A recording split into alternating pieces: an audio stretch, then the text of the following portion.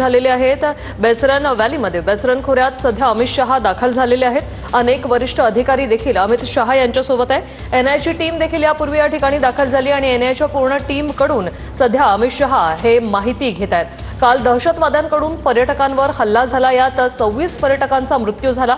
यानंतर कालच अमित शहा श्रीनगरमध्ये दाखल झाले। अनेक बैठका देखील त्यांनी घेतलेल्या आहेत आणि आता अमित शहा हे बेसरन खोऱ्यात दाखल झालेले आहेत। स्वतः घटनास्थळाची ते पाहणी करतात। यानंतर ते हेलिकॉप्टरने श्रीनगरमध्ये जाणार आहेत आणि तिथून ते दिल्लीसाठी रवाना होणार असल्याची माहिती मिळते। दिल्लीमध्ये आज सीसीएसची महत्त्वाची बैठक आहे, यासाठी अमित शहा जाणार आहेत। संपूर्ण घटनास्थळाचा आढावा अमित शहा या ठिकाणी घेताना दिसतायत।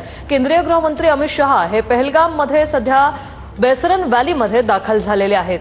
हे दृश्य आपण पाहतोय। बेसरन खोऱ्यात अमित शहा दाखल झालेले आहेत आणि एनआयच्या टीमकडून सध्या संपूर्ण घटनेचा आढावा, नेमकं काय घडले या संदर्भातली माहिती अमित शहा घेतानाची दृश्य। अनेक वरिष्ठ अधिकारी त्यांच्या सोबत आहेत। एनआयची टीम देखील अनेक पुरावे या ठिकाणी गोळा करते।